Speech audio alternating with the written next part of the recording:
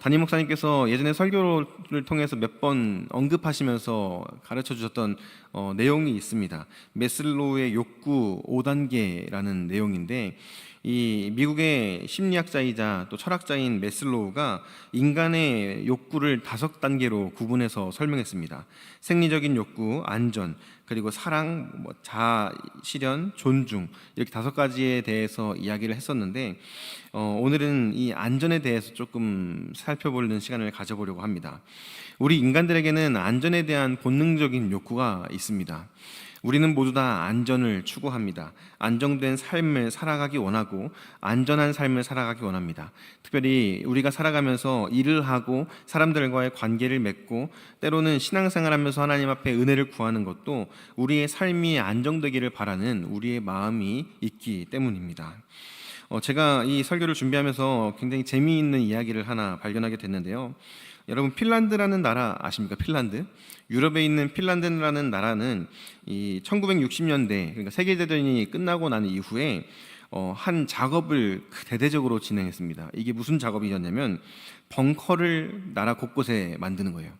벙커를 만들어서 또 전쟁이 일어나거나 뭔가 미사일이 날아온다라고 할 때 당장 달려가서 숨을 수 있는 벙커를 만드는 작업을 국가적으로 대대적인 이 프로젝트로 시행을 했습니다. 그래서 5만여 개가 넘는 벙커를 핀란드 전역에 설치했습니다. 이게 어느 정도 되는 숫자인가 보니까 핀란드 인구의 약 80%가 다 벙커에 들어갈 수 있는 숫자라고 해요. 그러니까 이 핀란드 국민들의 마음에 전쟁에 대한 두려움이 있었고, 또 이 전쟁이 또 일어난다면 우리의 생명을 안전하게 지킬 수 있는 방법이 필요하다라고 해서 벙커를 만들었다는 거예요. 사실 우리나라에 더 필요할 것 같은데 핀란드가 이렇게 벙커를 만든 걸 보면서 제가 한편으로는 우리나라도 이런 게 있으면 좀 안심이 되려나? 라는 생각이 들더라고요. 어쨌든 핀란드도 그렇고 전 세계 각국에 있는 많은 사람들도 그렇고 오늘날 이 땅을 살아가는 우리들도 그렇고 우리는 모두 다 마음속에 안정에 대한 강력한 욕구를 가지고 살아갑니다. 제가 이걸 정말 좀 분명하게 경험했던 순간이 있었어요. 그게 언제였냐면 고등학생 때였습니다. 고등학생 때 저희 집에서 과외를 받고 있었어요. 영어 과외 수업을 하고 있었는데 이제 창문을 딱 앞에 두고 책상에 앉아서 선생님이 수업을 들으면서 이제 공부를 하고 있었는데 갑자기 책상이 흔들리는 거예요. 그리고 앞에 있는 아파트 앞동이 갑자기 이렇게 흔들리는 것처럼 보이는 거예요. 그래서 처음에는 내가 너무 공부를 열심히 해서 눈이 좀 피곤한가? 이런 생각이 들었는데 순간 몸이 이렇게 흔들리는 걸 느끼면서 딱 떠올랐던 게 뭐냐면 지진인가 보다. 이게 딱 느꼈어요. 근데 알고 보니까 실제로 그때 제가 살던 지역에 지진이 일어났던 거고 지진 때문에 아파트가 이렇게 쓱 흔들리는 것까지 경험했던 적이 있습니다. 그걸 경험하면서 제가 어떻게 막 마음을 먹었냐면 혹시 지진이 일어나거나 혹시 뭔가 자연재해가 일어나면 어떻게 해야 되지를 생각하는 습관이 그때 좀 생긴 것 같아요. 그래서 어떤 건물에 들어가면 예를 들어 비상구가 어디 있는지 이런 거를 좀 체크하기도 하고, 또 버스 같은 걸 탈 때에도 망치 있잖아요. 유리 깨진 망치. 그 망치가 어디에 있는지 이런 것도 슬쩍 보기도 하고 이러면서 제가 뭔가 그 안전에 대한 생각들을 품게 됐던 것 같아요. 근데 저뿐만이 아니라 아마 많은 분들이 이 안전에 대한 생각들은 항상 가지고 살아갈 거라고 생각합니다. 안전, 안정. 사실 인간의 본능적인 욕구라는 거죠. 오늘 우리가 읽은 본문 말씀에도 보면요, 이스라엘 백성들, 특별히 남유다가 바벨론의 느부갓네살 왕에 의해서 멸망을 한 다음에 남유다에 남아있던 이스라엘 백성들의 마음 가운데에도 이 안전에 대한 욕구가 강력하게 자리 잡았습니다. 당시에 어떤 일이 있었냐면 예레미야, 우리가 계속해서 새벽기도의 말씀을 나누고 있는데 예레미야 41장 18절에 보면 이런 말씀이 있습니다. 이는 느다나의 아들 이스마엘이 바벨론의 왕이 그 땅을 위임한 아히감의 아들 그다랴를 죽였으므로 그들이 갈대아 사람들을 두려워함이었더라라는 말씀이 있어요. 이게 무슨 말이냐면 당시에 바벨론이 남유다를 멸망시키고 많은 사람들을 포로로 끌고 갔습니다. 그런데 그곳에 남아있던 사람들이 있었단 말이죠. 그래서 바벨론에서 그곳에 남아있는 사람들을 통제하기 위해서 이 그다랴라는 한 사람을 그 땅에 총독으로 세웠습니다. 그래서 그 사람을 통해서 그 땅에 남아있는 남은 백성들을 통제하고 그리고 그들을 감시하고 관리하기 위해서 그를 총독으로 임명을 해서 세워놨어요. 그런데 이 그다랴가 다윗 혈통의 어떤 왕족 출신이 아니었어요. 그래서 이스마엘이라고 하는 한 왕족 출신의 사람이 이 그다랴를 죽입니다. 살해하고 우리는 이거 인정할 수 없다 해서 그를 죽이고 막 거기에 있던 사람들을 수십 명을 도륙하는 사건이 있었어요. 그리고 이 이스마엘을 이 42장 1절에 보면 모든 군대의 지휘관과 가레야의 아들 요하난과 호사야의 아들 여사나와 백성의 낮은 자로부터 높은 자가 등장하는데 이 사람들이 이 이스마엘에 대항해서 그를 또 쫓아냅니다. 그러니까 이제 지금 유다에 남아있는 사람들이 42장 1절에 기록된 사람들의 이름이에요. 근데 이 사람들이 남아있는데 이 사람들의 마음에 한 가지 걱정이 찾아온 게 뭐였냐면 그다랴가 죽었다라는 사실 그 자체였어요. 바벨론에서 총독으로 세운 그다랴가 죽었습니다. 이스마엘이라는 사람을 쫓아내긴 했지만 어쨌든 그다랴가 죽었고, 그래서 지금 유다 땅에 남아있는 사람들의 마음에는 바벨론에서 우리를 벌하면 어떡하지? 바벨론이 우리를 공격해오면 어떡하지? 하는 두려움이 찾아왔던 거예요. 그래서 이 사람들이 어떻게 하냐면 애굽으로 가자. 이 유다 땅에서 벗어나서 애굽으로 피하면 애굽이 우리를 지켜줄 거야 라는 생각을 갖게 됐던 거예요. 그런 일련의 과정 가운데에서 애굽으로 이동하던 가운데 한 사람을 떠오르게 되고 예레미야라는 이 한 사람을 떠올려서 예레미야에게 찾아갑니다. 하나님께 기도해달라고 요청을 해요. 하나님께 기도해서 우리가 지금 애굽으로 가야 하는지, 가고 싶은데 사실 이미 가려고 마음 다 먹어놨는데 이거 맞는지 한번 확인 좀 해달라, 제발 맞았으면 좋겠다, 이런 마음을 가지고 기도를 요청합니다. 그리고 나서 하나님께서 10일 동안의 예레미야의 기도를 들으시고 그들에게 응답하시는 내용이 7절부터의 말씀에 쭉 기록이 되어 있는데, 오늘 우리가 읽은 본문 말씀인 15절 말씀부터 22절까지의 말씀은 사실 하나님이 이스라엘 백성들을 향해서 책망하시는 내용이 가득해요. 너네 내가 가지 말라고 했잖아. 너네 거기 가면 내가 너네 이렇게 벌할 거야 라는 내용들로 가득한 내용이 15절부터 22절까지의 말씀입니다. 당시에 이 유다의 남은 자들, 하나님께서 특별히 유다의 남은 자들아 라고 명칭하면서 그들을 부르시거든요. 유다 땅에 남겨진 그들에게 하나님께서 원하시는 것이 있었고 그들이 원하는 게 있었어요. 이게 달랐다는 거죠. 그들이 원하는 것은 유다 땅을 벗어나서 애굽으로 들어가는 거였습니다. 왜냐하면 그들에게 있어서 애굽은 안전지대였기 때문이에요. 애굽으로 들어가면 안전할 수 있다, 애굽으로 들어가면 우리 생명 보존될 수 있다라는 생각이 있었어요. 그런데 하나님의 생각은 그들의 생각과는 달랐다라는 겁니다. 그래서 오늘 제가 말씀을 통해서 이 애굽으로 가려고 했던 사람들이 왜 그런 마음을 먹었는지에 대해서 먼저 좀 설명을 드려보려고 해요. 첫 번째 이유는요, 두려움 때문이었습니다. 두려움. 앞서도 말씀드렸지만 두려움 때문이었어요. 11절 말씀에 보면 이런 말씀이 있습니다. 우리 11절 말씀 같이 한번 읽어보겠습니다. 42장 11절 시작. 여호와의 말씀이니라. 너희는 너희가 두려워하는 바벨론의 왕을 겁내지 말라.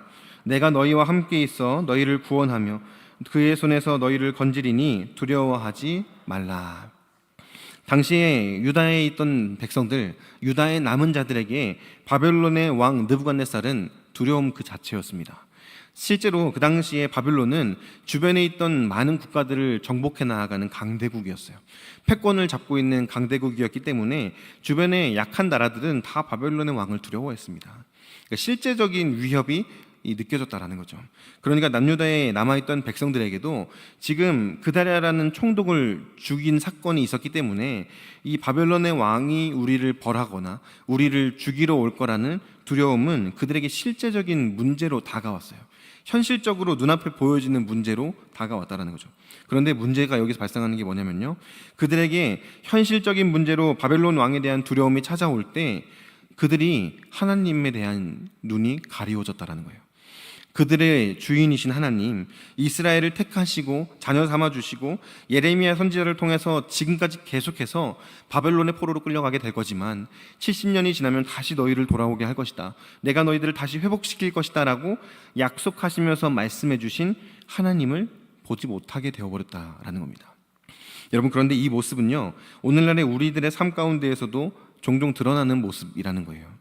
현실적인 문제 앞에서 현실적인 문제에 대한 두려움이 우리 마음 가운데 자리 잡기 시작하면 우리는 하나님을 보지 못할 때가 많다라는 거예요.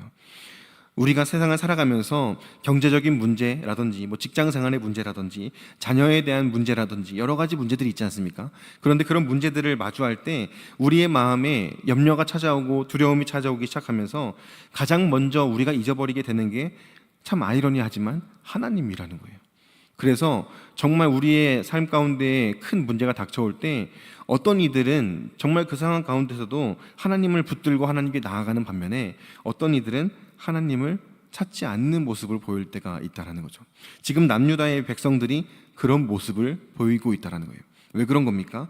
두려워하는데 그 두려움의 대상이 바벨론의 왕 한 사람이라는 거예요. 하나님을 두려워하지 않는다는 겁니다. 하나님에 대한 두려움, 하나님을 경외하는 모습이 완전히 사라져버렸기 때문에 현실적인 문제 앞에서 하나님을 바라보지 못하는 일들이 생긴다라는 거예요. 여러분, 우리의 삶 가운데도 이런 모습이 드러날 때가 있다면 우리는요, 내가 정말 하나님을 경외하고 있는가를 돌아보고 점검해야 될 필요가 있습니다. 우리가 세상을 살아가면서 진정으로 두려워해야 할 대상은 누구입니까? 우리 눈앞에 보이는 현실적인 문제입니까? 세상에서 보여주는 여러 가지 어려움들입니까? 아니에요. 우리가 진정으로 두려워해야 할 대상은 하나님 한 분뿐입니다. 하나님은 모든 만물의 주관자가 되시고 모든 만물을 심판하시는 분이세요. 그런 하나님을 두려워하지 않는다는 것은 하나님을 우리가 정말 아무것도 아닌 것처럼 여겨버리는 교만함을 보이는 태도라는 사실을 우리는 기억해야 합니다. 사랑하는 성도 여러분, 우리가 이 세상을 살아가면서 한순간도 잊어버리지 않고 항상 하나님을 경외하는 모습으로 살아갈 수 있게 되기를 바랍니다. 매 순간 하나님을 두려워하십시오. 하나님을 가볍게 여기지 마십시오. 어쩌면 우리가 너무나 하나님을 가볍게 여기다 보니까 예배 드리는 것도 가볍게 여기고 하나님을 찬양하는 것도 경배하는 것도 너무나 가볍게 여길 때가 많다라는 거예요. 그래서 세상 가운데에서 우리가 살아가면서 세상살이가 너무나 힘들고 버겁고 지치다 보니까 그냥 예배 한 번쯤 빼먹어도 되지, 혹은 그냥 하나님 경외하는 것, 하나님 경배하는 것 한 번쯤은 좀 쉬어도 되겠지 라고 가볍게 생각하는 모습들이 드러날 때가 있다면 지금 내가 큰 영적인 위기의 상황에 놓여 있다는 사실을 깨닫고 하나님께로 다시 돌이킬 수 있는 은혜가 있기를 바랍니다. 여러분, 남유다의 백성들은 하나님을 잊어버린 채 애굽을 향해서 나아가려고 했어요. 실제로 애굽을 향해서 나아갔고 애굽으로 들어갑니다. 그리고 하나님께서 정말 원치 않았지만 그들에게 벌하시는 15절부터 22절까지의 말씀에 기록된 대로 그들이 애굽에 들어가자 그들을 벌하셔서 그들을 책망하시고 징계하시는 일까지 일어나는 것이 이스라엘 역사를 통해서 우리들에게 보여지는 사실이라는 거죠. 두 번째로 남유다의 백성들이 애굽을 향해서 나아가려고 했던 이유가 있습니다. 그게 뭐냐면요, 애굽이 좋아 보였기 때문이에요. 애굽은요, 그들의 눈에 보이기에 좋아 보였습니다. 14절 말씀에 보면 이런 말씀이 있습니다. 우리 14절 말씀 같이 한번 볼까요? 시작. 또 너희가 말하기를 아니라 우리는 전쟁도 보이지 아니하며 나팔 소리도 들리지 아니하며 양식의 궁핍도 당하지 아니하는 애굽 땅으로 들어가 살리라 하면 잘못되리라. 하나님께서 예레미야 선지자의 입술을 통하여서 말씀하신 겁니다. 너네 그렇게 하면 잘못된다, 그렇게 하면 안 된다 라고 말씀하셨는데 그들이 원하는 게 뭐였어요? 애굽 땅으로 들어가는 거. 근데 애굽 땅에 왜 들어가고 싶어 했습니까? 애굽 땅에 들어가면 뭐가 없어요? 전쟁도 없고 궁핍도 없어요. 저는 여기서 이 궁핍이라는 단어가 너무나 와닿았어요. 애굽 땅에 들어가면 전쟁이 없습니다. 두려움의 문제로부터 자유케 되는 이 역사가 있다고 그들은 믿었어요. 두 번째로 뭐가 있습니까? 양식의 궁핍도 당하지 아니하리라. 경제적인 부분, 물질적인 부분을 이야기하는 건 아니겠습니까? 애굽 땅은 풍족한 땅이기 때문에 그곳에 들어가면 경제적으로나 여러 가지 물질적으로 모자람 없이 풍족한 삶을 살 수 있을 거야 라고 그들이 생각했다라는 거예요. 여러분, 그런데 이 마음가짐은 하나님의 백성다운 마음가짐이 전혀 아닙니다. 하나님께서 이스라엘 백성들을 택하시고 그들을 광야길로 인도하셨잖아요.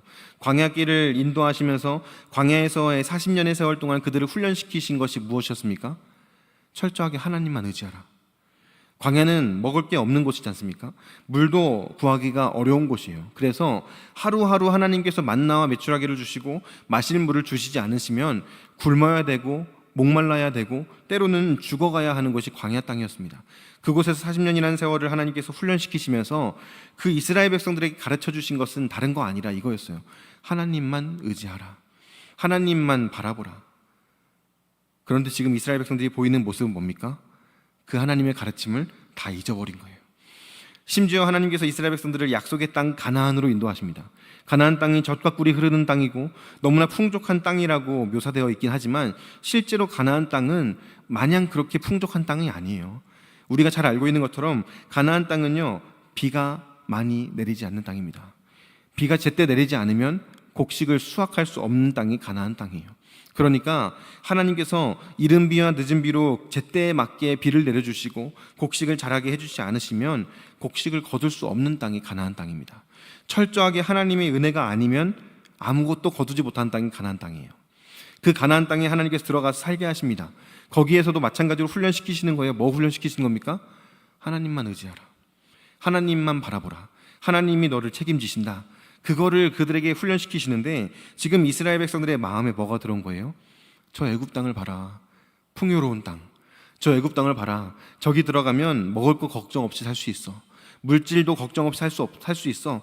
그 마음이 그들의 마음 가운데 들어왔다는 거예요. 당장 눈에 보기에 좋아 보이는 것, 내 눈에 지금 당장 보이는 것, 내 손에 지금 당장 잡히는 것에 그들의 마음을 빼앗겨 버렸다는 겁니다. 하나님은 지금 당장 보이지 않거든요.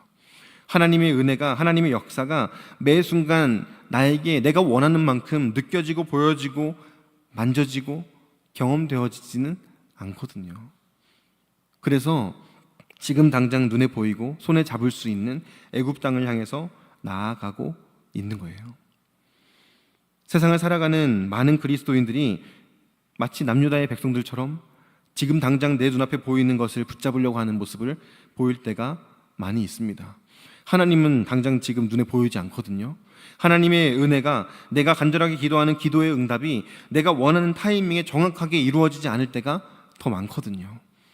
눈에 보이지 않는 하나님, 지금 당장 내 눈앞에 보여지지 않는 하나님의 나라, 그것보다 내 눈앞에 당장 보여지고 내 손에 당장 쥐어지는 세상의 그 물질과 세상의 것들이 더 좋아 보이는 거예요. 여러분, 그 좋아 보이는 것을 선택하면 어떻게 되는 겁니까? 하나님께서 뭐라고 말씀하십니까? 14절 말씀 하반절에 그렇게 하면 잘못 들이라, 그렇게 하면 잘못 들이라. 그런데 많은 세상 사람들이 지금 당장 눈앞에 보이는 것을 붙잡기 위해서 달려가고 있는 게 오늘날 우리가 살아가는 이 세상의 현실이라는 겁니다. 사랑하는 성도 여러분, 여러분들은 어떻게 살아가고 계십니까? 내 눈앞에 당장 보이는 것 붙잡기 위해서 열심히 달려가고 계십니까? 아니면 지금 눈에 보이진 않지만 실존하는 그 하나님의 나라, 나에게 영광스러운 면류관을 예비하시고 기다리고 계시는 그 하나님의 은혜, 그것들을 바라보면서 믿음의 경주를 열심히 달려가고 계십니까? 바라기는 우리 모든 성도님들이 지금 당장 내 눈앞에 보이는 세상의 것들, 지금 당장 내 손에 쥐어지는 세상의 물질들, 세상에 있는 가치들, 그런 것들을 붙잡기 위해서 달려가는 인생이 아니라 지금 당장 눈에 보이진 않지만 반드시 나에게 주어질 그 영광스러운 하나님의 나라, 하나님의 그 영광스러운 의의 면류관, 그것을 향해서 믿음의 경주를 끝까지 달려가는 우리 모두가 될 수 있기를 바랍니다. 우리에게 이번 8월 한 달이 그런 한 달이 되었으면 좋겠어요. 여러분, 우리는 매 순간 선택의 순간을 맞이합니다. 우리가 살아가는 8월 한 달, 앞으로 마주하게 될 8월 한 달의 매일의 삶도 매 순간 선택의 순간이 될 겁니다. 그 선택의 순간에서 눈에 보이는 세상의 것을 선택하는 것이 아니라 눈에 보이진 않지만 실존하는 하나님, 눈에 보이진 않지만 실존하는 하나님의 나라를 마음에 품고 하나님 나라에 소망을 두고 믿음의 경주를 치열하게 달려가는 우리들을 다 될 수 있기를 주님의 이름으로 축복합니다. 남유다의 백성들은 그렇게 하지 못했어요. 당장 눈에 보이는 게 너무 좋아 보였거든요. 당장 내 눈앞에 보이는 게 하나님보다 더 커 보였거든요. 여러분, 그 착각에 속지 마시기 바랍니다. 내 눈앞에 당장 보이는 것이 하나님보다 더 좋게 느껴지고 더 크게 느껴지는 그 순간이 나에게 찾아온다면 그 순간은요, 사단이 우리를 넘어뜨리려고 하는 아주 중요한 타이밍이에요. 그 타이밍에 사단이 나를 넘어뜨리려고 하는구나, 사단이 또 나를 하나님께서 멀어지게 하려고 하는구나, 그 사실을 인식하시고 하나님, 나를 붙들어 주시옵소서, 하나님, 내가 하나님 붙들기 원합니다. 그렇게 하나님께 기도하면서 그 영적인 싸움에서 승리하는 우리 모두가 될 수 있기를 바랍니다. 남유다의 백성들은 그렇게 하나님을 버리고 애굽 땅을 향해서 나아갑니다. 그런데 여러분, 그 남유다의 백성들을 향한 하나님의 뜻은 무엇이었습니까? 남유다의 백성들이 애굽으로 가던 길을 멈추고 하나님께 기도해 달라고 예레미야에게 요청합니다. 그리고 예레미야를 통해서 하나님께서 하신 말씀이 무엇이었습니까? 우리 오늘 본문 말씀은 아니지만 10절 말씀 함께 읽어보도록 하겠습니다. 10절입니다. 같이 함께 보겠습니다. 시작. 너희가 이 땅에 눌러앉아 산다면 내가 너희를 세우고 헐지 아니하며 너희를 심고 뽑지 아니하리니 이는 내가 너희에게 내린 재난에 대하여 뜻을 돌이킴이라. 하나님께서 뭐라고 말씀하시는 겁니까? 너희들 거기 가지 말고 지금 여기 머물러라. 내가 너희들에게 약속한 이 땅에 머물러라 라고 말씀하시는 거예요. 단순히 유다 땅에 머물러서 살아라 그 정도로 말씀하시는 것이 아니라 내가 있는 곳에 너희도 있어라. 내가 있는 곳에 너희도 나와 함께 있어라 라고 하나님 말씀하고 계시는 거예요. 여러분, 우리가 있어야 할 자리는 어디겠습니까? 하나님을 떠나서 눈에 보기에 좋아 보이는 애굽을 향해서 나아가야겠습니까? 하나님께서 계신 곳이 우리의 인생의 가장 안전한 안전지대예요.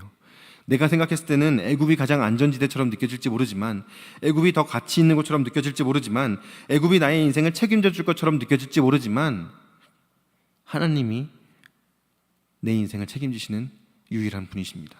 하나님이 내 인생을 책임지시고 하나님이 내 인생을 영원한 하나님의 나라로 인도해 주시는 유일한 분이라는 사실을 꼭 기억할 수 있기를 바랍니다.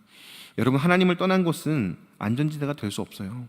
하나님이 계시지 않는 곳은 나의 인생의 그 어느 곳도 안전지대가 될 수 없습니다. 세상은 우리를 유혹하지만 우리를 책임져 주지 않아요. 하나님이 계신 그곳이 내가 있어야 할 자리예요. 하나님을 예배하는 자리가 내가 있어야 할 자리입니다. 하나님의 영광을 경험하는 그 자리가, 하나님의 임재하심을 경험하는 그 자리가 내가 목숨 걸고 지켜내야 할 사명의 자리라는 사실을 기억할 수 있기를 바랍니다. 8월 한 달 여러분 어디에 계시겠습니까? 8월 한 달 여러분들이 있어야 할 자리가 어디겠습니까? 예배의 자리, 하나님의 은혜의 자리, 그 자리를 생명 걸고 사수하는 우리 모두가 되었으면 좋겠습니다. 그래서 하나님께서 정말 말씀하신 것처럼 너희들이 있어야 할 자리에 있어라, 나와 함께 있자 라고 말씀을, 그 하나님의 음성이 나를 향하신 하나님의 음성, 나에게 개인적으로 1대1로 나를 찾아오셔서 말씀하시는 그 하나님의 음성으로 들려지는 8월 한 달 우리 모든 성도님들 될 수 있기를 주님의 이름으로 축복합니다.